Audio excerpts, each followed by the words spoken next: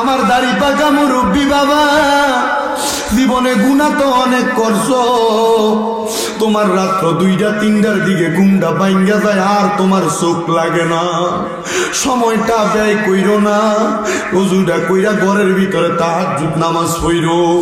হে মা বোনেরা, তোমার ঘরের ভিতরে বরকত নাই, আল্লাহর দোহাই লাগে তাহাজ্জুদ নামাজ পড়ো। তোমার গর্ভে সন্তান হয় না, কত ডাক্তার কবিরাজ দেখাইছ, আল্লাহর দোহাই তাহাজ্জুদ নামাজ পড়ো। হে যুবক ভাইয়েরা, বিদেশ যাওয়ার কত চেষ্টা করো, যাইতে পারো না, মেডিকেলে আসে না, তাহাজ্জুদ নামাজ পড়ো। হে ব্যবসায়ীরা, ব্যবসার মধ্যে লস খাইতাছো, তাহাজ্জুদের নামাজ পড়ো। এ চাকরিওয়ালারা, চাকরি করে টাকাতে বরকত পায় না, তাহাজ্জুদের নামাজ পড়ো। দেখবারে আমার আল্লাহর গোপন ভান্ডারের কত ধন সম্পদ আমার আল্লাহ তাআলা অবাক ভাবে তোমার দিয়া দিছে, কিন্তু এখানে তো অনেক মানুষ আছে 5 ওয়াক্ত নামাজই পড়ে না, তাহাজ্জুদের নামাজ কেমনে পড়বো? দেরে আব্বা, তোর পাও আমার সামনে দে, আমি আমার জিহ্বা লাগে তোর পাও আমি পরিষ্কার করে দিমু। দেরে মা, তোর পাও আমার সামনে দে, আমি আমার জিহ্বা লাগে তোর পাও পরিষ্কার করে দিমু। তবুও 5 ওয়াক্ত নামাজ তারিস না। আল্লাহর কাছ থেকে যদি অসংখ্য বরকত কামনা করো, তাহাজ্জুদের নামাজ পড়ো, দেখবা আমার আল্লাহ তাআলা অসংখ্য রহমত আর অসংখ্য বরকত দিব। ওই ছেলে ডাক দিয়া কয়, আমি তাহাজ্জুদের নামাজ পড়া সেজদার ভিতরে যায়া যায়া কান্তাছি, আমি সেজদার ভিতরে যায়া দেখি আমি সেজদা অবস্থায় আমার ঘরটার ভিতরে কোন জায়গা থেকে জানি একটা নূরের আলো ঝলঝলাইতাছে। আমি মাথাটা উঠে দেখি আমার সামনে একটা পুরুষ আর একটা মহিলা দাঁড়ায় রইছে। আমি জিজ্ঞাসা করলাম, কেডা গো আপনারা? আমার ডাক দিয়া কই, পুত্রে আমি বাপরে চিনস না?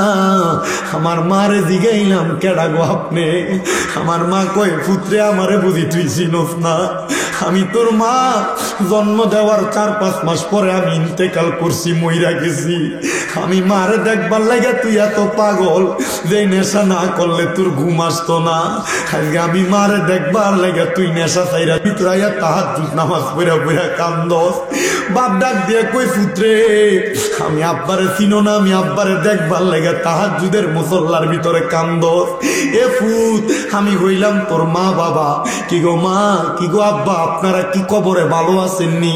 আমি জানি দুনিয়াতে সন্তান অন্যায় করলে আল্লাহ তাআলা মা বাপের কবরের ভিতরে আযাব দেয়। মা, আমি তো নেশা করছি, আমি তো মদ খাইছি, আমার কবরের ভিতরে, আপনার কবরের ভিতরে আল্লাহ আযাব দিছিনি। মা বাপ ডাক দিয়া কই, পুত্রে আমার আল্লাহ তাআলা আজকে ফজর পর্যন্ত আমরার কবরের ভিতরে আযাব দিছিল। তুই ফুট যখন আমরা মা বাপরে দেখবার লাগা নিয়ত করছো, আমার আল্লাহ তাআলা আমরার কবরের আযাবটা মাফ করে দিছে।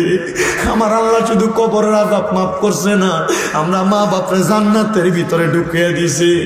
পুত্রে স্বপ্নের ভিতরে বইলা দিয়া যায়, আর কোনোদিন নেশা তোর মুখে নিস না। তুই যখন নেশা করস রে, আমরা মা বাপরে আল্লাহ তাআলা জাহান্নামের আগুনে জ্বালায়।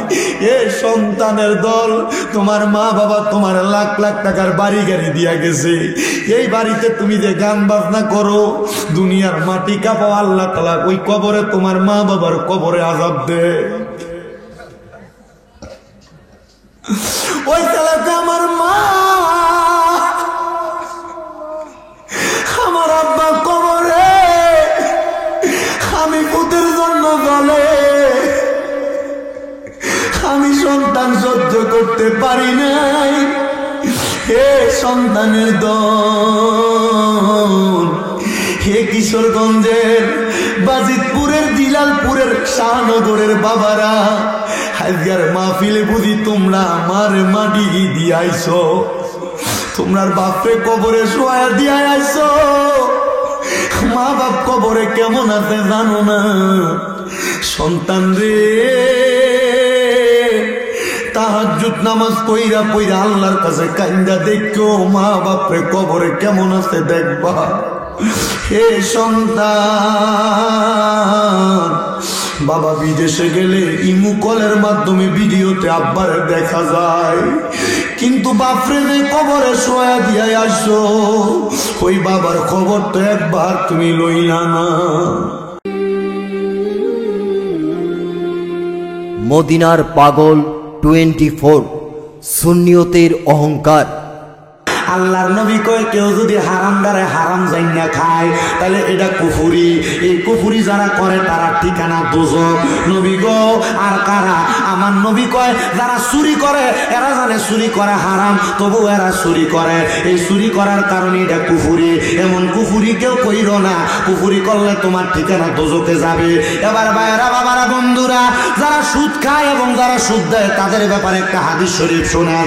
আল্লাহর নবী কয় এই সুদ খাওয়া সুদ দেওয়ার মাঝে সর্বনিম্ন যেই গুনাহ, এই গুনাহটা হইল একটা ব্যক্তি সুদ খাওয়ার কারণে তার মায়ের সাথে 70 বার জিনা করলে, মিলামেশা করলে যেই গুনাহ হইব, 1 টাকা সুদ খাইলে আমলনামায় সেই গুনাহটা হইব। বন্ধুরে, আপনি আপনার স্ত্রীর সাথে যে মিলামেশাটা করেন, যদি 1 টাকা সুদ খায় তাহলে আপনার নবী তুলনা করছে মার লগে মিলামেশা করার মতো গুনাহ আপনার হইব। সুদ করেরা হারাম করে একটু বুঝা শুই না সুদ খাইও, হারাম খাইও, পরের টাকা মাইরে মাইরে খাইও, তাহলে কবরে গেলে শাস্তি কিন্তু তোমার কম হবে না। যারা সুদের উপরে টাকা নিয়ে ব্যবসা করে আপনারা মনে করবেন, মনে করতেছেন হুজুর এটা কি আপনার গুনাহ হইব? হ্যাঁ গুনাহ হইব।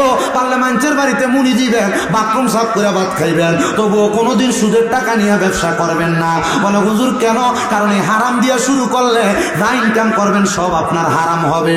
মুসলমান বলে হুজুর গো তাহলে যারা সুদ খায় তারা সুদ দেয় তারাই শুধু গুনাহগার। আমার নবী কয় না, সুদের টাকা লেনদেনের সময় ইসলাম হয়নি। নবী কয় যারা কাটে, যারা সুদের টাকার লেখালেখি ইসলামের ভিতরে লেখালেখি করে, সুদ খাইয়া যে গুনাহ কামাই করব, এই সুদের টাকার কথা যে ব্যক্তি ইসলামের ভিতরে লিখে দিব, এই ব্যক্তি সমান গুনায় গুনাহগার হইব। নবী গো আর কে? আমার নবী কয় শোনো দুনিয়ার মানুষের দলেরা, কেউ 1 লাখ টাকা দেওয়ার সময় এলাকার ময় মুরব্বীরে ডাকিয়া সাক্ষী রাখে সুদে টাকা দিছে।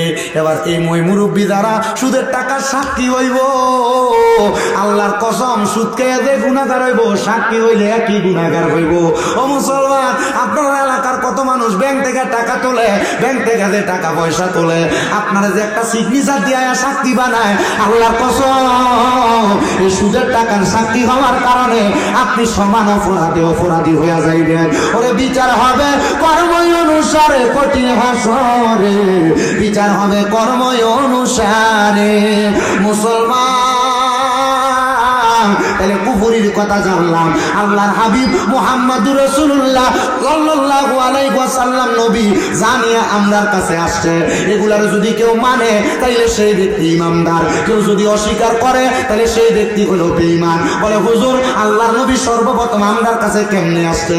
আল্লাহ কয় কদ জাআকুম মিনাল্লাহি নূরুন ওয়া কিতাবুম মুবিন।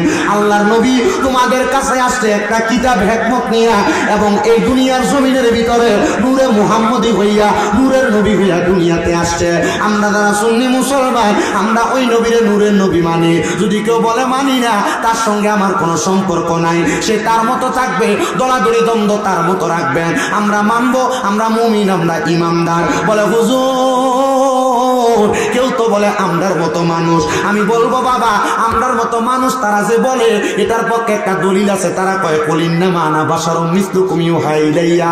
আল্লাহ তাআলা কোরআনুল কারীমে বলছে, নবী আপনি তারা বলেন আমি তো তোমাদের মতো একজন মানুষ, তবে তোমাদের মাঝে আর আমাদের মাঝে পার্থক্য হইল ইউহা ইলাইয়া, তোমাদের কাছে ওহী আসে না, আমার কাছে ওহী আসে। এই আয়াত কেন নাযিল হইছে? বোকারে যদি বলে বোকা বলতে পারবে না। আমার আল্লাহ তাআলার পেয়ারা হাবিব যখন মানুষের কাছে ইসলাম ধর্মের দাওয়াত দেয়, আবু জাহেল কই ইয়া রাসূলুল্লাহ, আল্লাহর হাবিব মুহাম্মদুর রাসূলুল্লাহ আপনি যে মানুষের ইসলামের দাওয়াত দেন, আপনি দাওয়াত দিয়ে কি লাভ? কয় আমি দাওয়াত দিলে আমার আল্লাহ তাআলার ইসলামের ছায়া তলে মানুষ আসবে। আবু জাহেল কয় আপনি যে নবী, আপনি যদি আমার একটা কাজের সাক্ষী দিতে পারেন তাহলে আমি আপনার কাছে ইসলাম ধর্ম গ্রহণ করবো। কলে কি সাক্ষী চাও? এবার আবু জাহেল কি করলেন, পুরা মক্কা নগরীর সবচাইতে জাদুগিরে ডাক দিছে, সবচাইতে মালিক বিন হাবিব, মালিক বিন হাবিবকে ডাক দিছে। মালিক বিন হাবিব কয় হে মুহাম্মদ, তুমি যদি আমার একটা প্রশ্নের জবাব দিতে পারো তাহলে তুমি আমার বলো, আমি তোমার কাছে ইসলাম ধর্ম গ্রহণ করব। মালিক বিন হাবিব হাতের মুঠের ভিতরে একটা পাথর নিয়া মুহাম্মদুর রাসূলুল্লাহর সামনে যায় কয় কোন আমার হাতে কি? মুহাম্মাদুর রাসূলুল্লাহ কয় আমি কইতাম না হাতেরটা জবাব দিত। আমার দয়াল নবী বিনে গো আপন বলতে কে গো নাই জগতে। ফাতরের ভিতর থেকে জবাব দেয় মালিক বিন হাবিব, কোন নবীর সামনে আসছো? এটা তো মুহাম্মাদুর রাসূলুল্লাহ সাল্লাল্লাহু আলাইহি ওয়াসাল্লাম। আমি পাথরে আমার নবীর সামনে লুকিয়ে রাখছো। আমার নবী কয় মালিক বিন হাবিব জবাব তো পাইছি ইসলাম ধর্ম গ্রহণ করবানি। মালিক বিন হাবিব কয় না গ্রহণ করতাম না। বলে মালিক বিন হাবিব শোনো, বাড়ির ভিতরে একটা ল্যাংরা বাচ্চাকে রাইখে আসছো। মালিক বিন হাবিব কয় আমার বাড়ির মধ্যে আমার একটা ল্যাংরা মেয়ে ছিল, আতুর মেয়ে ছিল। ও মুহাম্মাদুর রাসূলুল্লাহ কয় ল্যাংরা মেয়ের আমি বাড়ি থেকে আসি, খবর কেমনে ভাইলো? তার মানে বোঝা যায় এই নবী রহমাতুল্লিল আলামিন নবীজি, নূরের নবীজি। এই নবীর অস্বীকার করার মতো কোনো মাধ্যম নাই। কথা আমার না, আল্লাহর কোরআন কদ জাআকুম মিনাল্লাহি নূর, এটা আমার আল্লাহর কথা, অন্য কোনো কিতাব লাগবে না। তাফসীর জালালাইন শরীফের মধ্যে এই আয়াতে কারিমার তাফসীর করতেছে আল্লামা জালালউদ্দিন সুয়ুতী কয় ইয়ানে নূরুম বমানা মুহাম্মাদুর রাসূলুল্লাহ সাল্লাল্লাহু আলাইহি ওয়াসাল্লাম। এই নূর দিয়া মুহাম্মদ সাল্লাল্লাহু আলাইহি সাল্লাম রে বসা বুঝাইছে। এবার আপনাদের মনে প্রশ্ন, হুজুর আমরা যে কই নবী গায়েবের খবর দেয়? হ্যাঁ হ্যাঁ হ্যাঁ, আমরা সুন্নিরা বলি নবী গায়েবের খবর দেনেওয়ালা। আল্লাহ তাআলা কোরআনুল কারীমে সূরা জিনের শেষ দুই আয়াতের মধ্যে আল্লাহ কয় জগতের মানুষ আমি আমার গায়েবের খবর কাউকে দিই না ইল্লা মানির তাদামির রাসূল, আমার রাসূলকে ছাড়া। আমি বলতেছি বাবারা, আমার হাতে যেই পানির গ্লাস আছে, আজকের মাহফিলের সহসভাপতি আমার আব্দুল আলিম ভাই, আমি যদি কই ভাই এই পানি কেউ খাইতে পারবে না আপনি ছাড়া, তার মানে কে খাইতে পারবো? আরো সহজ, হুজুরের নাম কি? আনোয়ার হুজুর। আমি যদি বলি ও আনোয়ার হুজুর আমার হাতে যে পানিটা দেখেন, এই পানি কেউ খাইতে পারবে না আপনি ছাড়া, তাহলে পানি খাইব কি? আল্লাহ কয় আমি আমার গায়েবের খবর কেউ রে দিই না আমার রসুলকে ছাড়া। কোরআন শরীফ সূরা জিনের শেষ দুই আয়াত আল্লাহ কয় ইল্লা মানির তাদামির রাসূল, আমি আমার রাসূলকে ছাড়া গায়েবের খবর কাউরে দেই না। তার মানে গায়েবের খবর দেয় আমার আল্লাহরে। আমরা কই না নবী নিজে গায়েব জানে, আল্লাহ নবীরে যা জানাই নবী আমার তাই গায়েব জানে।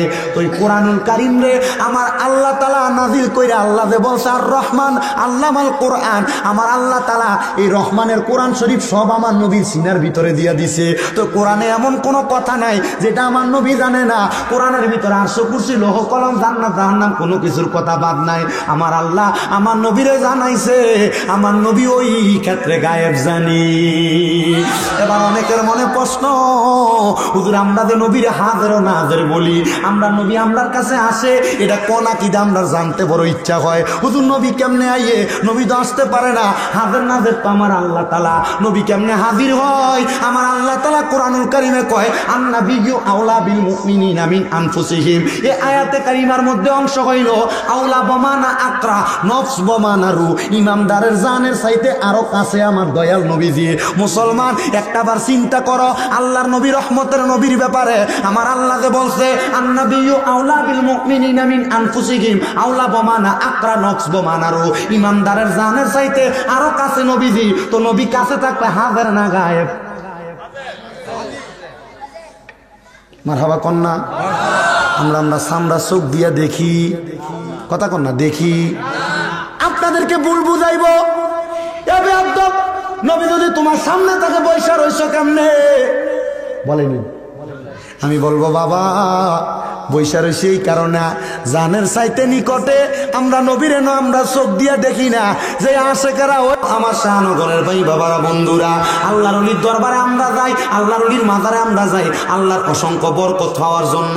এখন আমরা রে একটা বাজে কথা বলে আমরা নাকি মাজারের কাছে চাই, মাজারওয়ালার কাছে চাই। সুন্নিরা মাজারওয়ালার কাছে চায় না, সুন্নিরা চায় কার কাছে?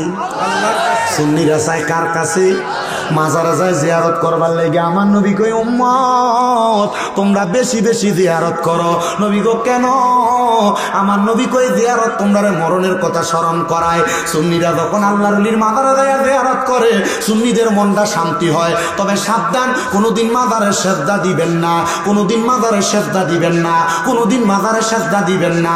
কারণ সেজদা দেওয়া শিরিক, আল্লাহ ছাড়া কাউকে সেজদা দেওয়া শিরিক। কেউ যদি আমরা সেজদা দিই তার সাথে আমার কোনো সম্পর্ক নাই। তবে আমার দেখা এই পর্যন্ত যত মানুষ আমি মাজারে সেজদা দিতে দেখছি, একটা মানুষ আমি শিক্ষিত দেখি নাই। সব মূর্খ। আমি অনেক সেজদা দেই না, বেড়ারে দিকে এলাম মাজারে সেজদা দিদি কি লেগা, সেজদা পাওয়ার মালিক তো আল্লাহ। বেড়া কয় মানছে দেয় দেখে আমি দিছি। কয় কে দিছে? আরেকজনের দেখায় দাও, আমি তারে দিকে এলাম, তুই দিলি কেন? কয় আমার সামনে আরেকজন দিছে, আমি তারে দেখে দিছি। তাহলে বুঝলাম এটা তারে কেউ শিখে দিতে না, দেখা দিয়ে দিছে। একটা কথা মনে রাখবা, সেজদা পাওয়ার মালিক আল্লাহ। মাজারে যায় সেজদা দিবা না, মাজারে যাইবা আল্লাহর ওলি জিয়ারত করবা। ও বন্ধু, ও মুসলমান ইমানদারের দলেরা, আল্লাহর ওলির দরবার জিয়ারত করলে দেখবা মনটা শান্তি হয়, কলবটা শান্তি হয়। বলে হুজুর আমরা সমাজে তো নতুন ফতনা বাইর হয়ে গেছে, পীরের দরবারে যাওয়া যাবে না, মুর্শিদের কাছে যাওয়া যাবে না, এমন অনেক কথা আমরারে বলে। আমি বলবো বাবা, আল্লাহর নবী আল্লাহর কোরআনের মধ্যে কত সুন্দর আয়াত ঘোষণা করছে। হে জগতের মানুষেরা, তোমরা যদি মুহাম্মদুর রাসূলুল্লাহর হাতের উপরে হাত রেখে বায়াত গ্রহণ করো, এ বায়াত মুহাম্মদুর রাসূলুল্লাহর বায়াত না, এ বায়াত স্বয়ং আমি আল্লাহর বায়াত। মুহাম্মদুর রাসূলুল্লাহ, আমরা কেমনে আপনার বায়াত হইব? আপনি নবীর তো আমরা পাইছি না, আমার নবী কই উম্মত, আমি নবীর যদি পাইতে চাও, ও উলিল আমরি মিনকুম, যারা দুনিয়াতে উলিল আমর আলেম আছে, হক্কানি রব্বানি পীর মাসে কাছে, তোমরা তার কাছে যাও, তার হাতে হাত রেখে বায়াত গ্রহণ করো, তাইলে তোমরা আমি রাসূল পাইয়া যাইবা। আরে খুঁজতে গিয়া আল্লাহ নবী সামনে পাই মুর্শিদের ছবি গো, খুঁজতে গিয়া আল্লাহ নবী সামনে পাই মুর্শিদের ছবি গো। আমি খুঁজতে খুঁজতে হই উদাসী, আমি খুঁজতে খুঁজতে হই উদাসী, অন্তর হইছে বেসামাল কেন, দূরে যাও দয়াল প্রেম শিখাইয়া এই ববেতে, রাখলা কেন আমায় দূরেতে, ও দয়াল প্রেম শিখাইয়া এই ববেতে, রাখলা কেন আমায় দূরেতে। ওরে রাখো যদি তোমার কাছে পথারায়, হব না মুর্শিদ ছাইরো না। এবার বলেন, পথারা যদি না হইতে চায়, মুর্শিদ ধরার দরকার আছে না নাই? বলে হুজুর কেমনে মুর্শিদ ধরতাম? ভালো মুর্শিদ তো আমি পাই না। আল্লাহর নবীর হাদিস শরীফ ইবনে মাজাহ শরীফের 303 নম্বর পৃষ্ঠায় সাহাবায়ে কেরাম আমার নবীরে কই, ইয়া রাসূলুল্লাহ, ইয়া হাবিবাল্লাহ, নবী গো আপনার কাছে জানতে চাই, হক্কানি রব্বানি ব্যক্তিরা আপনার উম্মত চিনব কেমনে, হক্কানি ফির কেমনে চিনবেন? আমার নবী কয়, ইবনে মাজাহ শরীফ 303 নম্বর পৃষ্ঠার হাদিস, নবী আমার কয়, আলা উখবিরুকা আম মুলুকিল জান্নাহ। আমার নবী কয়, আমি নবী কি তোমাদেরকে জান্নাতের বাদশা সম্পর্কে খবর দিব না? ইয়া রাসূলুল্লাহ, হ্যাঁ আপনি আমাদেরকে জান্নাতের বাদশা সম্পর্কে খবর দেন। নবী কয়, ক্বালা খিয়ারিকুমুল্লাযিনা ইযা রুউ যুকিরাল্লাহু আযজা ওয়া জাল্লা। জান্নাতের বাদশা হইল তারা যাদের চেহারার দিকে চাইলে আল্লাহর কথা মনে হয়। হুজুর কার চেহারার দিকে চাইলে আল্লাহর কথা মনে হয়? এমন হক্কানি পীর, যে হক্কানি পীরের নামাজ রোজা বড় সুন্দর, যে হক্কানি পীরের ঈমান আখলাকটা বড় সুন্দর, যে পীরটারে দেখলে বোঝা যায় উনি নামাজ পড়ে, রোজা রাখে, উনি হজ যাকাত ইবাদত সবকিছু করে, ওই পীরের দিকে তাকাইলে তোমার আল্লাহর কথা মনে হইব। যদি তোমার পীরের দিকে তাকাইলে আল্লাহর কথা মনে না হয়, তাইলে তুমি ওই পীরের কাছে বায়াত হইও না। বলে কেন? কারণ আমার নবী কইছে, হক্কানি পীরের দিকে চাইলে কার কথা মনে হইব? আল্লাহর কথা মনে হইব। ও মুসলমানের দলেরা, এমন একজন হক্কানি পীর, যার নাম হযরতে আবুল খায়ের রহমতুল্লাহ আলাইহি, উনি বলতেছে, আমি দুনিয়ার জমিনের মধ্যে যখন ভালোভাবে চলতে লাগলাম, দুনিয়ার খানা পিনা আমার কাছে আর ভালো লাগে না। আমি দেখলাম রে, দুনিয়ার কোনো খাবার যখন আমি খাইয়া ইবাদত করি, একদিন আমি ইবাদত কইরা নামাজের মুসল্লার ভিতরে মুরাকাবায় দাঁড়াইছি। ও মুসলমান, মুরাকাবায় দাঁড়াইছে। মুরাকাবা কেমনে করে? ও মুসলমান, তোমরা হয়তো অনেকে জানো না, জানাইয়া দিব আজকে। মুরাকাবাটা একটু কইরা দেখবা নিজের গলবের কি অবস্থা। নিজের জীবনের কি অবস্থা। হযরতে আবুল খায়ের রহমতুল্লাহ আলাইহি বলে, জগতের মানুষ, আমি একদিন এশারের নামাজ পড়া মুরাকাবার মধ্যে গেছি। মুরাকাবায় যাওয়ার পরে আমি দেখলাম রে, আমার অনেক দিন পর্যন্ত নামাজ রোজা কোনো কিছু কবুল হয় না। আমি কান্না করতে লাগলাম আর আমার আল্লাহর কাছে বলতে লাগলাম, মাবুদ এত কষ্ট করে ফজরের সময় উঠি, আমার ফজরের নামাজ বুঝি কবুল হয় না। এত কষ্ট করে রৌদ্র দিয়া জোহরের নামাজ পড়ি, আমার জোহরের নামাজ বুঝি কবুল হয় না। মাবুদ আসর মাগরিব এশার নামাজ পড়ি, আমার নামাজগুলা বুঝি কবুল হয় না। হে আমার শাহনগরের বাবারা, নামাজ রোজা করেন, যদি শোনেন কবুল হয় না, কি করবেন আপনি? আল্লাহর হযরত আবুল খায়ের ডাক দিয়া কয়, জগতের মানুষেরা রে, আমি যখন দেখলাম আমার নামাজ রোজা কবুল হয় না, আমি আমার আল্লাহর কাছে সপ্তাহের ভিতরে পয়রা পয়রা কান্দি আর ডাক দিয়ে কইলাম, মাবুদ এত কষ্ট করে নামাজ পড়ি, আমার নামাজ বুঝি তোমার কাছে কবুল হয় না। হে পর্দার অন্তরালের মা, তোমরা অনেকের নামাজ কবুল হয় না তোমার স্বামীর মনে কষ্ট দেওয়ার কারণে। তোমরা অনেকের নামাজ রোজা কবুল হয় না বেপর্দা চলার কারণে। তোমরা অনেকের নামাজ রোজা কবুল হয় না জবানের ব্যবহার খারাপ করার কারণে। হে আমার যুবক ভাইরা, মুরব্বী বাবাজিরারে শুইনালো, তোমরা অনেকের নামাজ রোজা কবুল হয় না মা বাবার কলিজা আঘাত দেওয়ার কারণে। তোমরা অনেকের নামাজ রোজা কবুল হয় না মিথ্যা কথা বলার কারণে। তোমরা অনেকের নামাজ রোজা কবুল হয় না হারাম খাওয়ার কারণে। আল্লাহর ওলি ডাক দিয়ে কই, আল্লাহ আমি তো হারামও খাই না, আমি তো মিথ্যাও বলি না। ও আল্লাহ, এত কষ্ট করে নামাজ পড়ি, আমার নামাজ কেন কবুল হয় না? আমার আল্লাহ পক্ষ থেকে একটা গায়েবী আওয়াজ আসছে, রে আবুল খায়ের, হে আল্লাহর বান্দা, তুমি বলতেছো তুমি নামাজ পড়ো কিন্তু হালাল খাবার খাও। আবুল খায়ের জানো, তুমি যে খাবার আজকে এতদিন পর্যন্ত খাইতেছো, এই খাবারগুলোর মধ্যে অন্যের হক মিশ্রিত হওয়ার কারণে আজকে অনেক দিন পর্যন্ত তোমার ইবাদত আল্লাহর কাছে কবুল হয় না। আবুল খায়ের কয়, ওই দিন থেকে আমি খানা খাওয়া বন্ধ করে দিছি। কত মানুষ আমার জন্য খানা নিয়ে আসে, কিন্তু আমি তার খানাগুলা খাই না। ও মুসলমান, এখানে সেখানে যত রকমের খানা দেখলে খাইয়া ফেলা যাবে না। বলে হুজুর কেন? কারণ এই খানার কারণে তোমার ইবাদত কবুল হবে না। ইবাদত কবুল হওয়ার মূল সত্য হলো হালাল খানা খাওয়া। এইজন সেইজন তোমার চা খাওয়ায় তার চা খাও, এইজন সেইজন খানা খাওয়াও তার খানা খাও। আমরা হুজুররা সবচাইতে বিপদে, মানুষ দাওয়াত দিয়ে এই ঘর ওই ঘরে খাওয়ায়, হারামখোর দাওয়াত দেয়, সুদখোর ঘুষখোর দাওয়াত দেয়, পরের হক মাইরা খাওয়াই না দাওয়াত দেয়। আমরা মাঝে মাঝে চিন্তা করি, আমরার পিছনে যে মানুষ নামাজ পড়ে, মানুষের নামাজটি জানি হয়নি। আরে মানুষের নামাজ পড়ার কথা, তারা নামাজ তো হইয়া যাইব, কিন্তু আমার নামাজটা জানি হয়নি। আমি কত মানুষকে বলি, ওয়াজ মাহফিলে বলি, আমরারে হারাম টাকা দিয়ে খানা খাওয়াইও না। মুসলমান ইমানদার আবুল খায়েরকে আমি খানা বন্ধ করে দিলাম, কোনো মানুষের খানা খাই না। এবার আমি দেখতাছি আকাশ থেকে রিমঝিম রিমঝিম করে বৃষ্টি পড়তেছে। আমার কাছে আমার বলতে কিছু নাই, আমার কাছে আমার একটা সম্পদ ছিল, আমার নামাজের মুসল্লা। আমি আমার নামাজের মুসল্লাটা বৃষ্টির পানির মধ্যে ধুইলাম, ধোয়ার পরে বৃষ্টির পানিতে ভিজাইয়া বৃষ্টির পানি নামাজের মুসল্লার ভিতরে আটকাইলাম।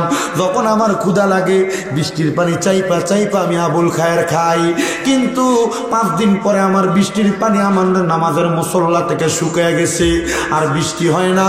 আমি বড় হতাশাগ্রস্ত, আমি নামাজ পড়ি, আল্লাহর কাছে কান্দি, ও আল্লাহ, এখন তো আর পরের হকও খাই না, আমার নামাজ কি তুমি কবুল করো? হঠাৎ করে আমি ঘুমের ঘরে দেখলাম আমার ঘরের মধ্যে নুরানি চেহারাওয়ালা একটা ব্যক্তি হাজির হয়ে গেছে। জিগাইলাম, কে আপনি? উনি ডাক দিয়া কয়, আমার নাম হলো বেলায়েতের সম্রাট হযরতে আলী রাদিয়াল্লাহু তাআলা আনহু। কেমনে গো আপনি আমার ঘরে আসলেন? উনি কয়, আমি একা আসি না, আমার পেছনে তাকায় দেখো কে। বলে কে? বলে উনি হইল মুহাম্মদুর রাসূলুল্লাহ সাল্লাল্লাহু আলাইহি ওয়াসাল্লাম। ওই নবী কেন আমার ঘরে আসছে? বলে ওই নবী কেন আসছে পরে জানবা। ওনার ডাইনে তাকাও, বলে ওনার ডাইনে দেখা যায় আবু বকর সিদ্দিককে। ওনার বামে তাকাও, বলে ওনার বামে হযরত ওমর রাদিয়াল্লাহু তাআলা আনহুরে দেখা যায়। ওনার পেছনে তাকাও, ওনার পেছনে হযরত ওসমান জিন নূরে নুরাইন রাদিয়াল্লাহু তাআলা ঘুরে দেখা যায়। এবার ওই পাগলা ডাক দিয়া কয়, আমি যখন ঘরের মধ্যে কান্না করতে করতে ঘুমায় গেলাম, আমি দেখলাম আমার ঘরে আইসা হযরতে মওলা আলী আমার ডাকতাছে। আমি ঘুম থেকে জায়গা গেলাম আর জিজ্ঞাসা করলাম, কেন গো আমারে ডাকেন? বলে রহমতের নবী তোমার ঘরে আসছে, ওঠো ওঠো ওঠো, রহমতের নবীর ডাকে সাড়া দাও। এবার রহমতের নবীর ডাকে সাড়া দিয়া হযরতে আবুল খায়ের আল্লাহর বান্দা ডাক দিয়া কই, ইয়া রাসূলুল্লাহ, ইয়া হাবিবাল্লাহ, নবী গো, ও মায়ার নবী, আজকে অনেকদিন পর্যন্ত আমি নিজে খানা খাই না, কি দিয়ে আপনারা মেহমানদারি করব? কান্না করতে করতে ঘুমাইয়া গেছি, মেঘের পানি খাইয়া আমি আমার সময় কাটাইছি, বৃষ্টির পানি খাইয়া। ও নবী গো, আপনারা মেহমানদারি করার মতো আমার কাছে কিছু নাই, স্বপ্ন দেখতাছে পাগলা। পাগলা কই, ইয়া রাসূলুল্লাহ, কি দিয়া মেহমানদারি করব?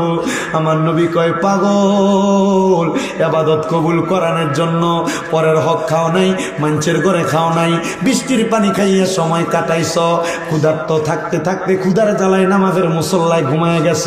আমার নবীজি আস্তিন মুবারক তাইকা আবুল খায়ের একটা রুটি বাহির করে দিছে, নে আবুল খায়ের, এই রুটিটা খাও, তোমার পেটের ক্ষুধা নিবারণ করো। হযরত আবুল খায়ের কয়, ঘুমের ঘরে স্বপনে রহমতের নবীর হাত থেকে পাওয়া রুটিটা আমি অর্ধেক খাইলাম, খাওয়ার পর দেখলাম আমার নবী আমার ঘর থেকে চলে গেছে। আর হঠাৎ করে আমার ঘুমটা ভাঙ্গা গেছে। ঘুমটা ভাঙ্গার পরে আমি হঠাৎ করে জাগ্রত হইয়া বুঝতে পারলাম এটা আমার স্বপ্নে ছিল, কিন্তু আমি আমার ডান হাতে তাকায় দেখে অর্ধেক রুটি আমার হাতে রইয়া গেছে। তার মানে নূরের নবীর স্বপ্ন দেখা নবী যেই রুটিটা তার হাতের ভিতরে দিছে, এটা স্বপ্নে যদিও দেখা থাকে, রহমতের নবী নিজে তার হাতে রুটি দিছে। আপনি যদি হালাল ভাবে চলার জন্য নবীর মুহাব্বত নিয়ে অন্তরে দুনিয়াতে চলতে পারেন, আল্লাহর কসম, ও দুনিয়ার মানুষ, আপনি টাকা পয়সার আশা করা লাগবে না, রহমতের নবীর দরবার থেকে আপনার সহযোগিতা করা লাগবে। জবান খুলে জোরে জোরে বলেন সুবহানাল্লাহ। একজন প্রেমিক আসিল গো সোনার মদিনায়, একজন প্রেমিক আসিল ওরে যার প্রেমেতে স্বয়ং আল্লাহ দুনিয়া বানায়, হায়রে যার প্রেমেতে স্বয়ং আল্লাহ দুনিয়া বানায়, একজন প্রেমিক আসিল গো না, একজন প্রেমিক আসিল, আর ছিলেন আল্লাহ গোপনের গোপন, আরশ কুরসি করিলেন সৃজন।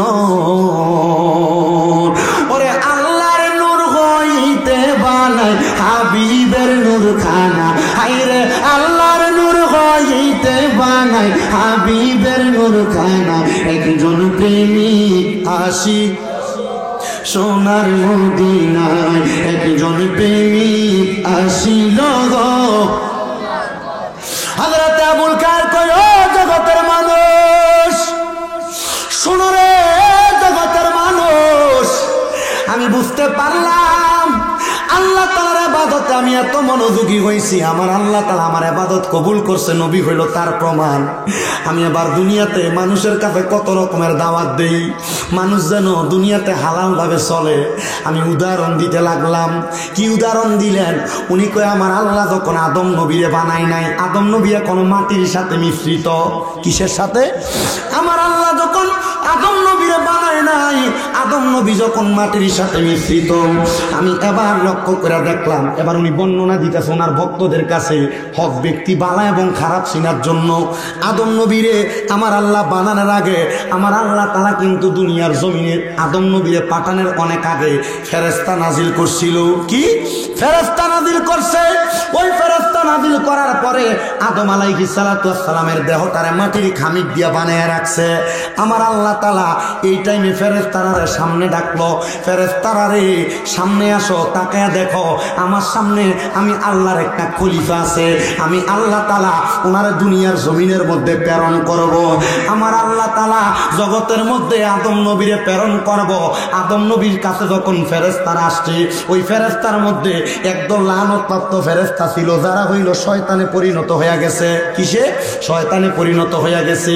ওই শয়তান আদম নবীরে দেখা শয়তান মনে মনে চিন্তা করে, কিরে আমার আল্লাহ তাআলা, আমি শয়তান আদমরে সেজদা না করার কারণে আমার শয়তান বানিয়ে দিছে, এই আদমরে আমার আল্লাহর বন্ধু বানিয়ে ফাটাইবো।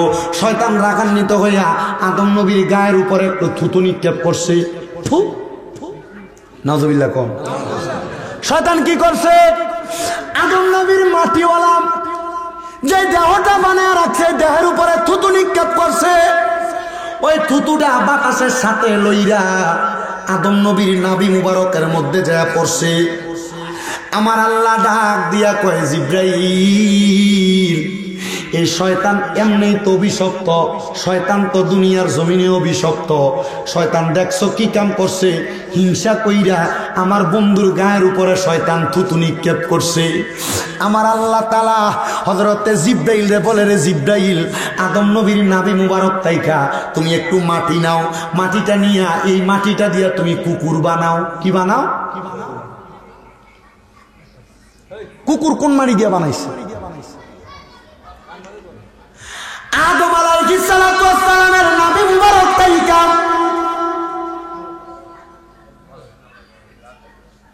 যখন মাটিটা নিয়া কুকুর বানাইছে, এবার আমার আল্লাহ কয়, এই আদম নবীর ভিতরে নূরে মুহাম্মদি দাও।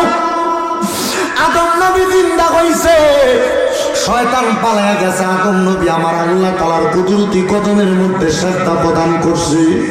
বন্ধুরে, দেখবেন এই কুকুরের মাঝে তিনটা স্বভাব দেখা যায়। কুকুর দেখবেন মানুষকে বড় ভালোবাসে। কেন? কারণ কুকুরে বানাইছে আদম নবীর দেহ থেকে মাটি নিয়া। এই কুকুরের মাঝে আরেকটা স্বভাব আছে, সামনে আরেকটা কুকুর আসলে হিংসা করে। এটার কারণ হইল ওই শয়তানের থুতুটা আদম নবীর শরীরের মধ্যে পড়ছিল, ওই মাটিটা দিয়া কুকুরে আল্লাহ বানাইছে। কুকুরের 3 নাম্বার স্বভাব, কুকুর রাত্রবেলা জায়গা থাকে। এটার কারণ হইল কুকুরের এই শরীরের ভিতরে জিব্রাইলের হাতের পরশ লাগছে। কারণ ফেরেশতারা ঘুমায় না, কুকুর ঘুমায় না। মানুষের পায়ের আওয়াজ পাইলে কুকুর চক্ষু খুলে থাকে। যদিও কুকুরটা চক্ষুটারে খুইলা রাখে। মুসলমান, ওই কুকুরের মতো স্বভাব আমরা সমাজের মানুষেরা তাদের মাঝে নিয়ে রাখছে। মানুষে দ্বন্দ্ব, মানুষে মারামারি, মানুষে কাটাকাটি, মানুষে হানাহানি, মানুষের মাঝে হিংসা, শত্রুতা। আল্লাহর কসমে কুকুরের স্বভাব নিও না। যদি কুকুরের স্বভাবের মতো তুমি সমাজের মধ্যে চলাফেরা করো, জাহান্নামের আগুনের মধ্যে তোমার জ্বলা লাগবে, পুরা লাগবে। তাফসীর রুহুল বয়ানের 600 নম্বর পৃষ্ঠার 2 নম্বর জিলের মধ্যে সুন্দর করে বর্ণনাটা দেওয়া। আমি একটা সুন্দর ইসলামের বাস্তব কাহিনী কিতাব থেকে এই ঘটনাটা পড়ার পরে বুঝতে পারলাম, আমার আল্লাহ তাআলা দুনিয়ার জমিনের মধ্যে মানুষ যেমন বানাইছে, কুকুররেও তেমন বানাইছে। প্রত্যেকটা জাতিকে বানানোর পেছনে আমার আল্লাহ তাআলা কয়েকটা কার্যকরিতা রাখছে। এর মধ্যে একটা কার্যকরিতা, আল্লাহ তাআলা মানবকে বানাইয়া আমার আল্লাহ কয়, বান্দা, ওমা খালাকতুল জিন্না ওয়াল ইনসা ইল্লা লিয়াবুদুন। এ বান্দা, মানব জাতি আর জিন জাতিকে আমি আল্লাহ তাআলা এমনি বানাই নাই। মানুষ জাতি, জিন জাতি, তোমরা আমার আল্লাহ তাআলার বেশি বেশি ইবাদত করো, কিন্তু আমরা মুসলমান ইবাদত করতে ভালো লাগে না।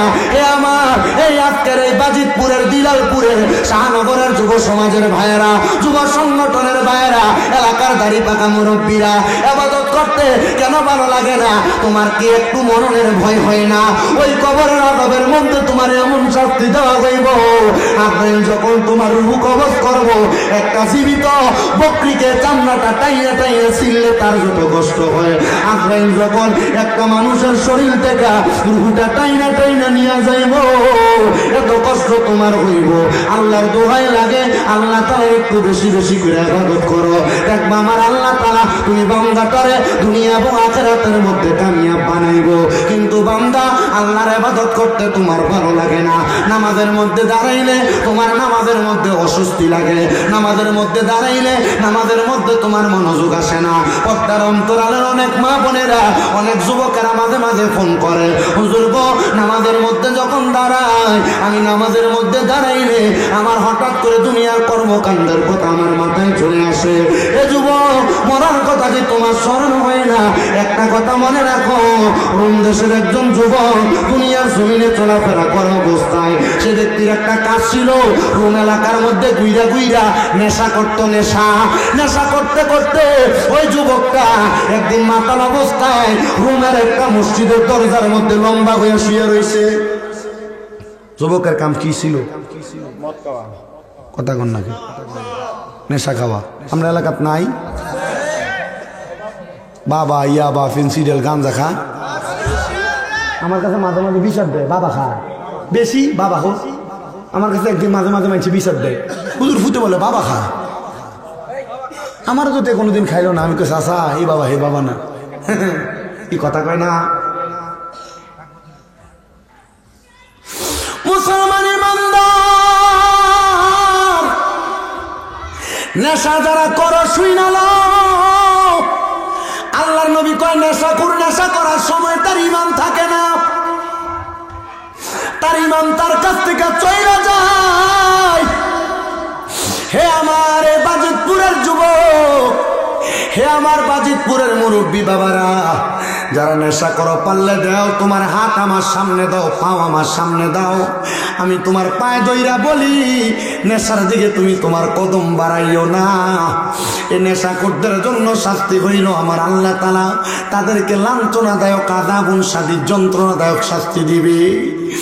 ওই যুবকটা রোমের বড় মসজিদের সামনে দাঁড়াইয়া যখন সেই ব্যক্তি নেশা কইরা মসজিদের সামনে লম্বা লম্বি হয়ে দাঁড়ায় আছে, রোমের বড় মসজিদের ইমাম কই ফজরের নামাজ আমি পড়তে আসলাম, আসার পর দেখলাম এই ছেলেটা নেশা কইরা মসজিদের দরজার মধ্যে শুয়ে রইল। তারা জিগাইলাম, এর যুবক নেশা কেন করলাম? তুমি কি জানো না আল্লাহর কোরআন রাসূলের হাদিস নেশা করাকে হারাম বলছে? এই আমার শাহনগরের যুবকেরা যারা ইয়াবা সেবন করে, যারা মদ সেবন করে, যারা গাঞ্জা সেবন করে, এই তাদেরকে আমি বলে দিয়ে যাই, এই নেশার কারণে আল্লাহ তাআলার কঠিন শাস্তি তুমি সহ্য করতে পারবা না। ওই রোম দেশের মসজিদের ইমাম ডাক দিয়া কয়, আমি ওই যুবকটারে উঠাইলাম, উঠে তারা আমার ঘরের মধ্যে নিয়ে শোয়াইলাম। এলাকার সব মানুষ আমার বিরোধিতা করে, কিরে তাকে দেখো একজন নেশা করে আমরা মসজিদের ইমাম তার ঘরের মধ্যে নিয়ে রাখতেছে, কারণ কি? ইমাম সাহেব আপনার কাছে আমরা জানতে চাই আপনি কেন একটা নেশা করে জায়গা দিলেন? উনি বলে, আমি চেষ্টা করব তাদেরকে হিদিনাস সিরাতাল মুস্তাকিম হেদায়েতের পথে আনার জন্য। এবার উনি ডাক দিয়ে কয়, এ যুবক ভাই তুমি কেন নেশা করো? নেশা করার কারণ বলো। যখন তার হুঁশ ফিরল সে ডাক দিয়ে কয়, হুজুর আমার জন্মের আগে আমার আব্বা জান মারা গেছে, জন্মের পরে আমার আম্মা জান মারা গেছে, আমার চাচা এবং আমার জেঠা, আমার ফুফু, আমার আত্মীয় স্বজন অনেকেই আছে, কিন্তু তারা আমারে ঠিক তেমন ভাবে মানুষ করে নাই যেমন ভাবে মানুষ হইলে আমি নেশা করব না। তারা আমার দায়িত্ব ছেড়ে দিয়েছে হুজুর, তারা আমাকে অবহেলা করতে লাগলো। আমি অবহেলা পাইতে পাইতে আমার ঘর ত্যাগ করলাম, আমার বাড়ি ত্যাগ করলাম। এবার রাস্তা নিয়ে যখন হাঁটি, আমার বন্ধু বান্ধবের সঙ্গে চলাফেরা করি, তারা আমার মদের বাটিখানায় নিয়ে আমার মদ পান করায়। দেখবেন এই এলাকার মধ্যে যারা যারা সিগারেট খায়, তারা একবার জিগাইলাম তুমি কেন সিগারেট খাও? দেখবেন আপনার উত্তর একদিন আমার এক বন্ধু কইছিল, একটা টান দেশ না কি হইব, এই একটা টান দেশ না কি হইব কইয়া যে ধরাইছে, এবার প্রত্যেক দিন ওই খায়।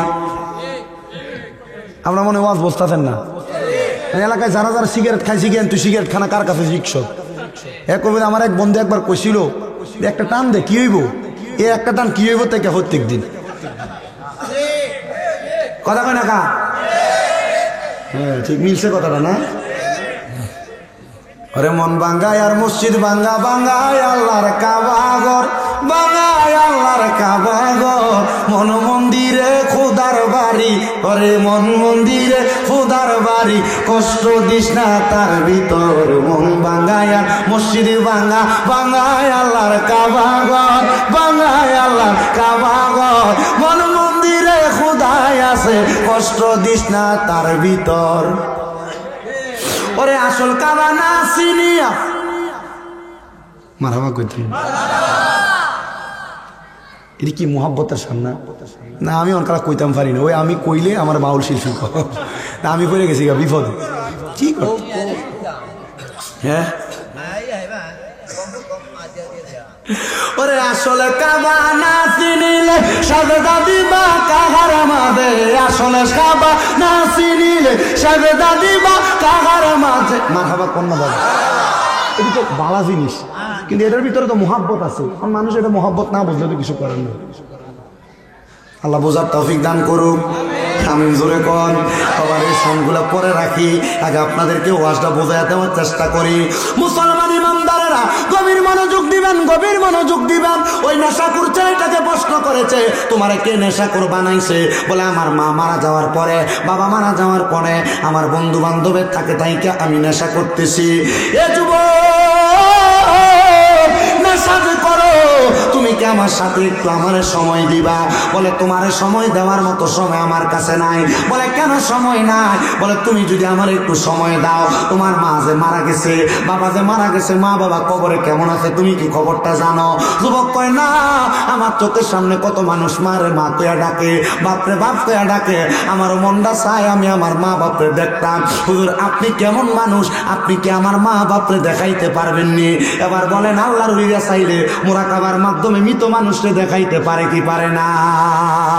ও বন্ধুরে,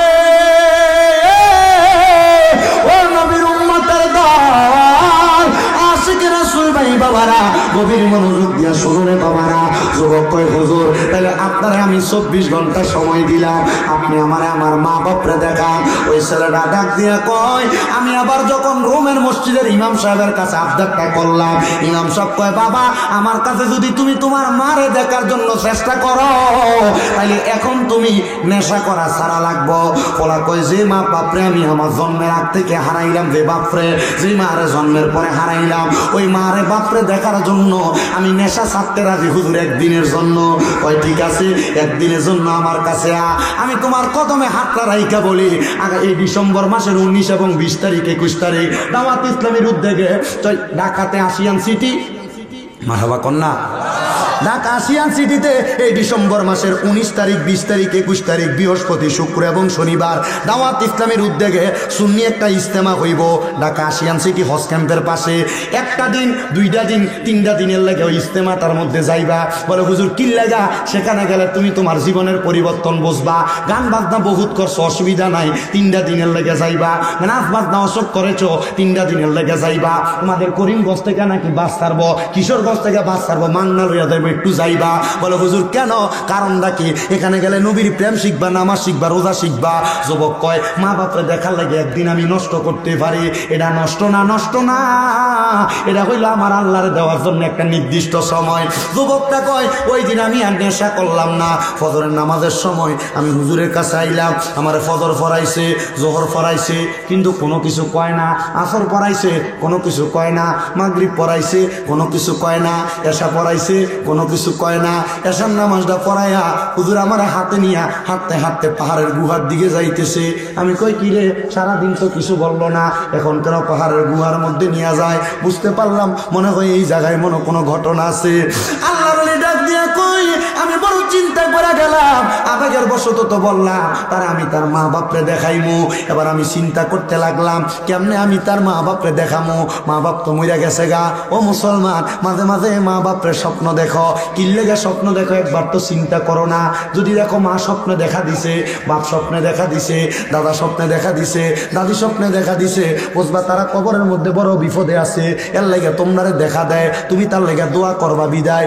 এজন্য দেখবেন আমরা সমাজের মানুষ স্বপ্ন দেখলে মারে বাপরে দাদারে দাদিরে এরা মিলাদ করায়, দোয়া করায়, এটার উদ্দেশ্য হইল তারার জন্য দোয়া করব, এজন্য স্বপ্ন দেখায়। মুসলমান কষ্ট হয়নি আপনারা? আর আল্লাহর ওলি আমি তারে নিয়ে যাইতে লাগলাম ওই পাহাড়ের গুহার মধ্যে। গুহার মধ্যে যাইয়া আমি নামাজের নিয়ত করলাম 2 রাকাত। কয় রাকাত? 2 রাকাত নামাজের নিয়ত করলাম। 2 রাকাত নামাজের নিয়ত কইরা আল্লাহু আকবার কইয়া দাঁড়াইলাম। আল্লাহু আকবার কইয়া দাঁড়ানোর সাথে সাথে আমি নামাজের মধ্যে কেরাত করতে লাগলাম। সূরা ফাতিহা পড়লাম, সূরা ফাতিহার সাথে বড় একটা সূরা পড়লাম। ওই যুবক আমার সাথে নামাজ পড়ে, আমি সূরা ফাতিহা পড়া প্রথম রাকাত শেষ করলাম, দ্বিতীয় রাকাত পড়লাম, সূরা ফাতিহা পড়লাম, ফাতিহার পরে 3 বার সূরা ইখলাস পড়লাম। আমি আবার দ্বিতীয় রাকাত পড়লাম, শেষ করলাম, সালামটা ফিরাইয়া আমি সিজদা দিলাম। আমি সিজদা থেকে মাথা উঠাই না, ওই নেশাকো যুবকটা বলতেছে, আমি দেখলাম উনি আর সেজদা থেকে মাথা উঠায় না। কিরে কেন মাথা উঠায় না? না উঠানোর কারণটা কি?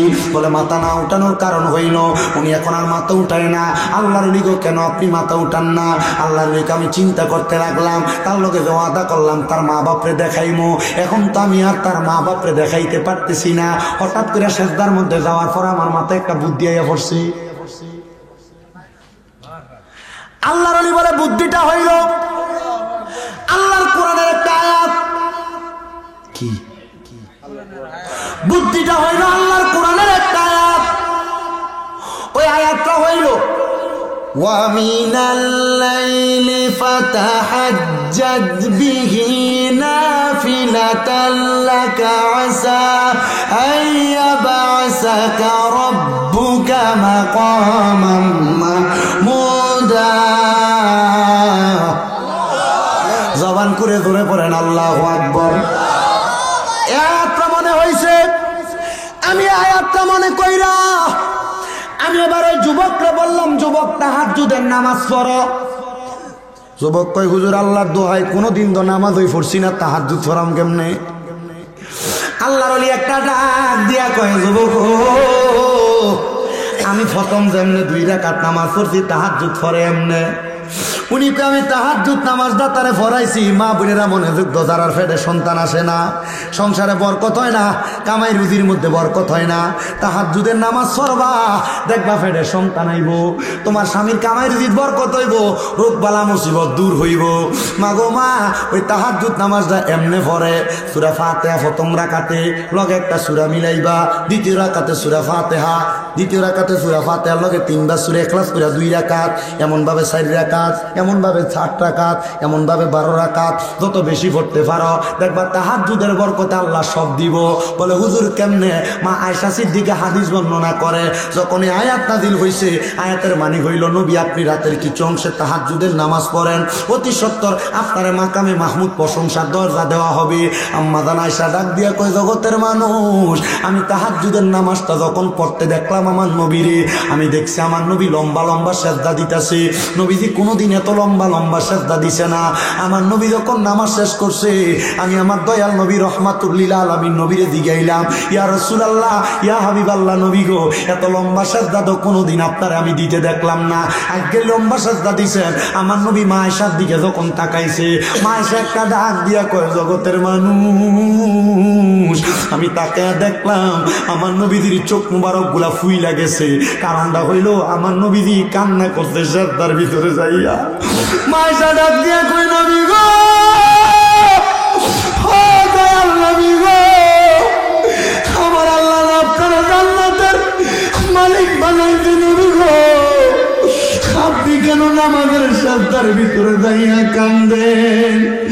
আমার নবী কই, আয়েশা, ও আয়েশা, আমার আল্লাহ কইছে আমি নবী যদি তাহাজ্জুদের নামাজ পড়ি আমারে মাকামে মাহমুদ দিব।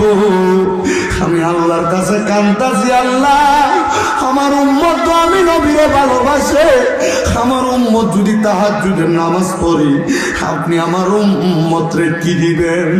আমার আয়েশা কই, নবী গো, আমার আল্লাহ আপনারে কি বলছে? নবী কই, আয়েশা, আমার আল্লাহ খবর দিছে আমার উম্মত যদি তাহাজ্জুদের নামাজ পড়ে আমার আল্লাহর কাছে যা চাইবো আমার আল্লাহ তা দিব। আমার দাড়ি পাকা মুরব্বী বাবা, জীবনে গুনাহ তো অনেক করছো, তোমার রাত্র 2টা-3টার দিকে ঘুমটা ভাঙ্গা যায় আর তোমার চোখ লাগে না, সময়টা ব্যয় কইরো না, রোজুটা কইরা ঘরের ভিতরে তাহাজ্জুদ নামাজ পড়ো।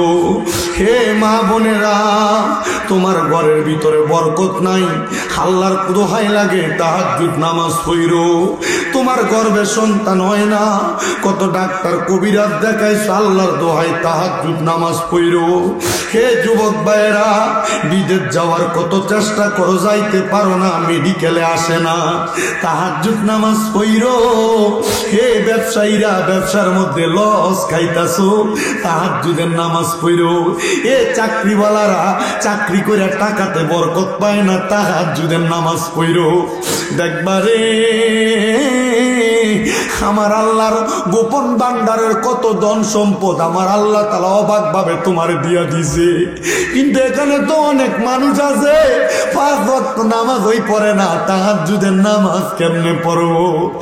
দেরে আব্বা, তোর পাও আমার সামনে দে, আমি আমার জিহ্বা লাগে তোর পাও আমি পরিষ্কার করে দিমু। দেরে মা, তোর পাও আমার সামনে দে, আমি আমার জিহ্বা লাগে তোর পাও পরিষ্কার করে দিমু। তবুও 5 ওয়াক্ত নামাজ তারিস না। আল্লাহর কাছ থেকে যদি অসংখ্য বরকত কামনা করো, তাহাজ্জুদের নামাজ পড়ো, দেখবা আমার আল্লাহ তাআলা অসংখ্য রহমত আর অসংখ্য বরকত দিব। ওই ছেলে ডাক দিয়া কয়, আমি তাহাজ্জুদের নামাজ পড়া সেজদার ভিতরে যায়া যায়া কান্তাছি। আমি সেজদার ভিতরে যায়া দেখি, আমি সেজদা অবস্থায় আমার ঘরটার ভিতরে কোন জায়গা থেকে জানি একটা নূরের আলো ঝলঝলাইতাছে। আমি মাথাটা উঠে দেখি, আমার সামনে একটা পুরুষ আর একটা মহিলা দাঁড়াইয়া রইছে। আমি জিজ্ঞাসা করলাম, কেডা গো আপনারা?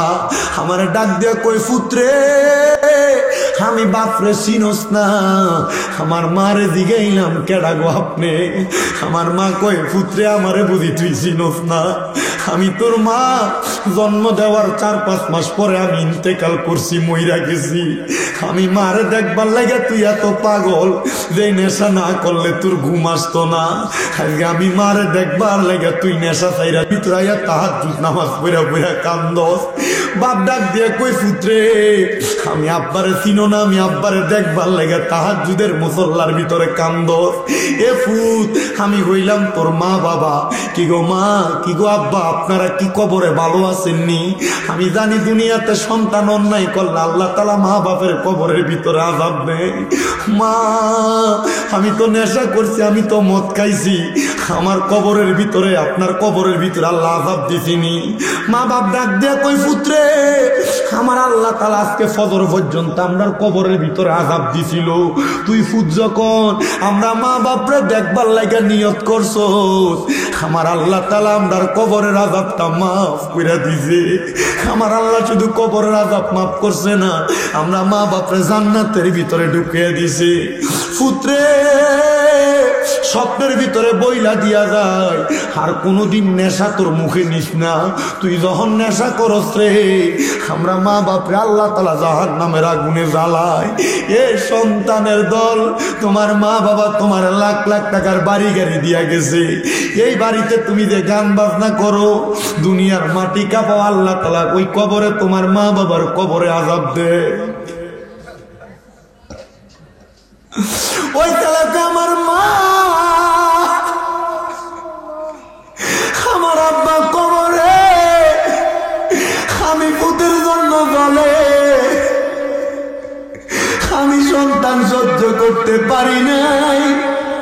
হে সন্তানের দল, হে কিশোরগঞ্জের, বাজিতপুরের, দিলালপুরের, শাহনগরের বাবারা, আজকের মাহফিলে বুঝি তোমরা আমার মাটি দিয়ে আইছো, তোমরার বাপরে কবরে শোয়া দিয়ে আইছো।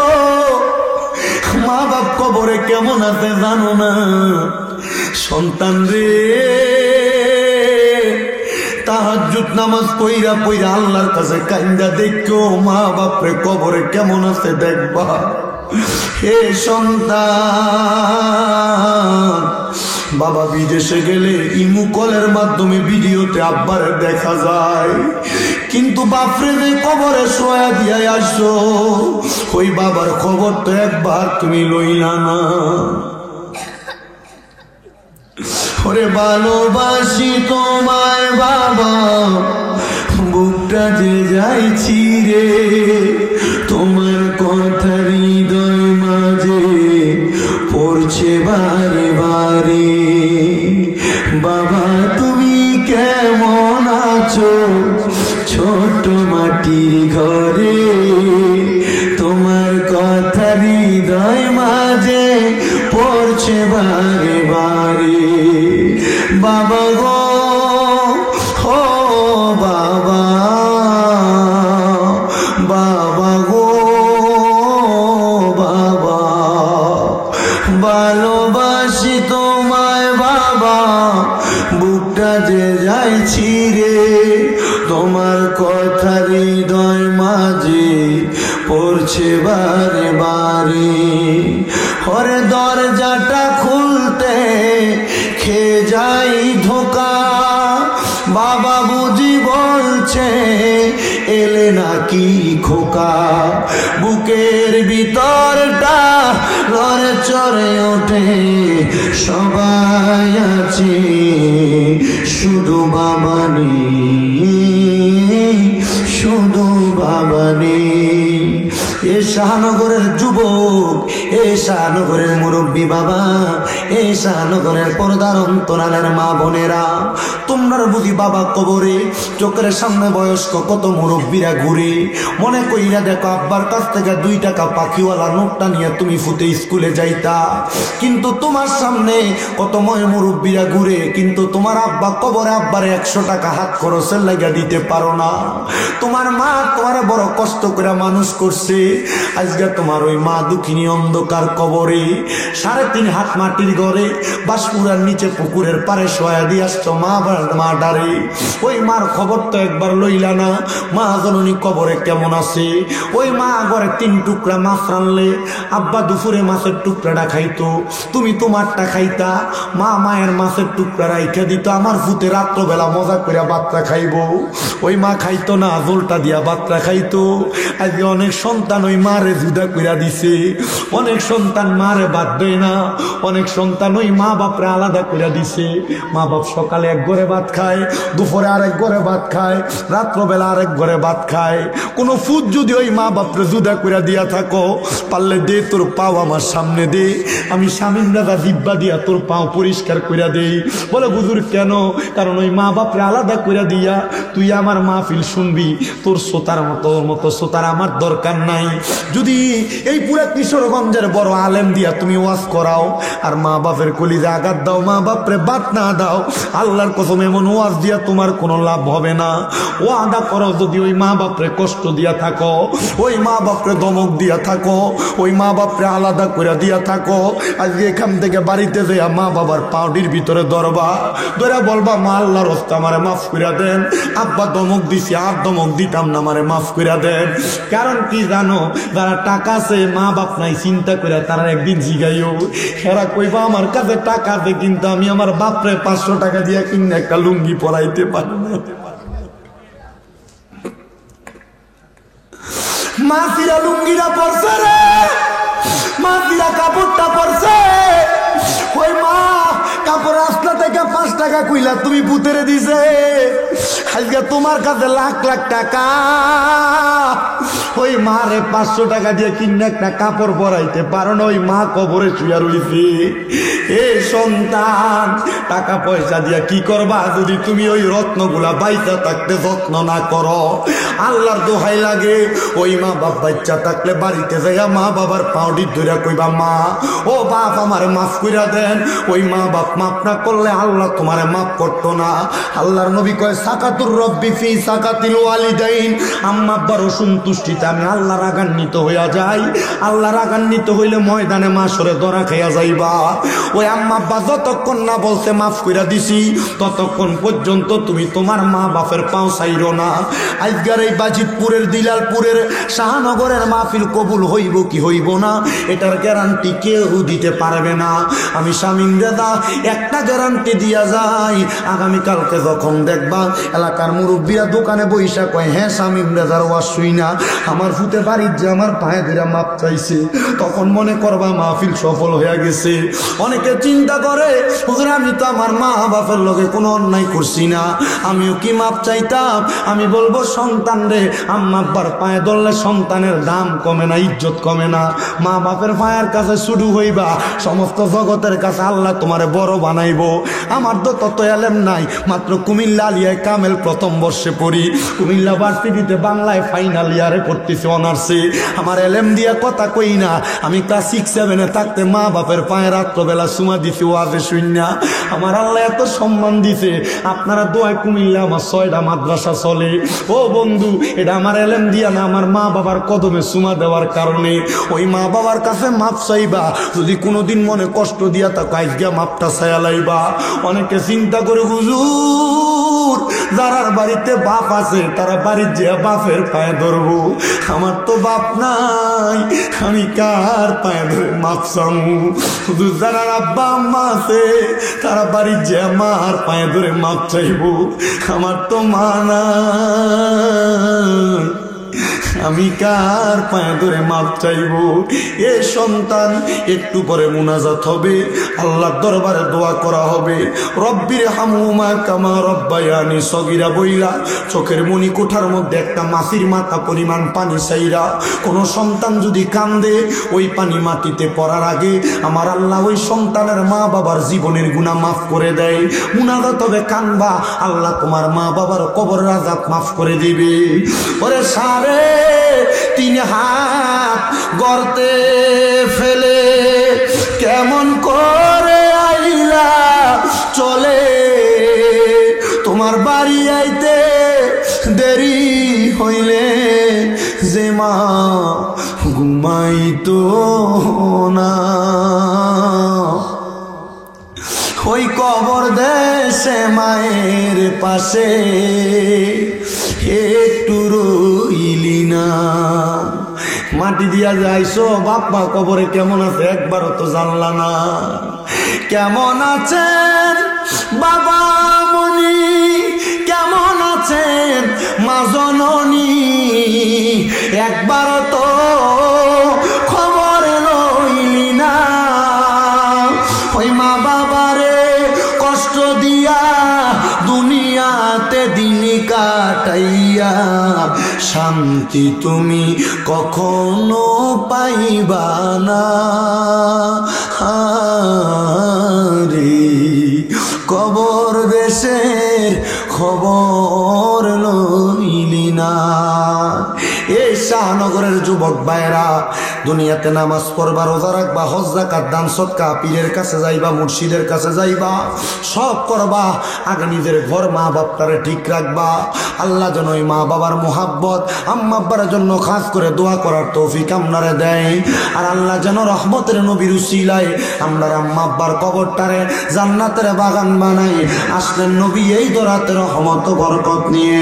আল্লাহ আল্লাহ আল্লাহ আল্লাহ দমে দমে জফর লাগা, আল্লাহ আল্লাহ দমে দমে মশাল্লাহ, আল্লাহ দমে উপর বাড়িঘর দমচা পিনে সবই পর, দমে উপর বাড়িঘর দমচা পিনে সবই পর, দমে দমে তালাশ করো কে আছে আপন মশাল্লাহ, আল্লাহ আল্লাহ দমে দমে মারহাবা, আল্লাহ আল্লাহ আসিলে তোফান ভাঙবে না গরবান, আসিলে তোফান চিরবে না গরবান, মন পাখি ঘুরা যাইব নিজ পছন্দ গাড়ি তুমি গো গাড়িয়ে মারহাবা, আল্লাহ আল্লাহ আল্লাহ আল্লাহ তুমি গো মেরিয়ে মারহাবা, আল্লাহ আল্লাহ কেবা তোমার বইনু ভাই সঙ্গের সাথী কেহ নাই, কেবা তোমার বইনু ভাই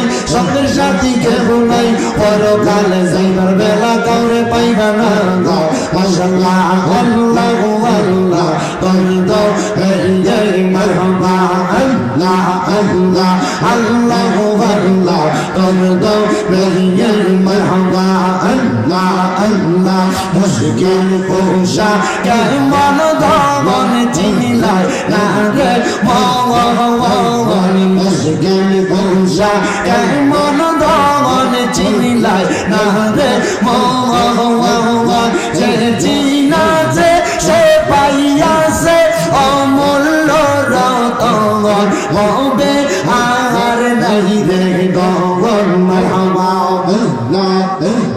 ববে আর নাই রে দামান ববে আর নাই রে দামান মুশকিল কোশার নাম লয় করিয়া সরল ববে আর নাই রে দামান মারহাবা আল্লাহ আল্লাহ মুশকিল কোশা কেমন দমন চিনলাই না রে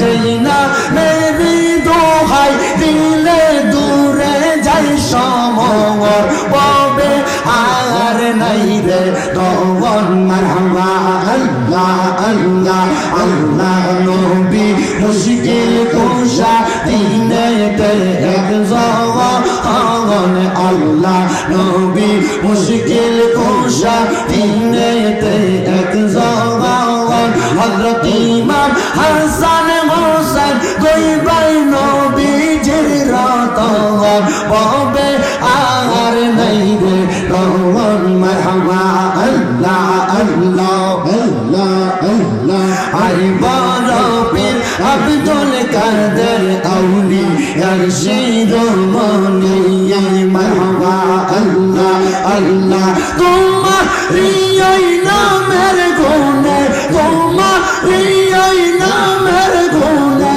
আগুন হইয়া যাই বানিয়ে আরে বড় পীর আব্দুল কাদের আউলিয়া শিরোমণি মারহাবা আল্লাহ আল্লাহ আল্লাহ আল্লাহ আল্লাহ আল্লাহ লা ইলাহা ইল্লাল্লাহ মুহাম্মাদুর রাসূলুল্লাহ সাল্লাল্লাহু আলাইহি ওয়াসাল্লাম সবাই পড়ি আলহামদুলিল্লাহ সবাই আমরার জন্য দোয়া করবেন যেন সহি সালামতে পৌঁছাইতে পারি আর আমার মাদ্রাসাগুলোর জন্য দোয়া করবেন আমার মাদ্রাসার ছাত্র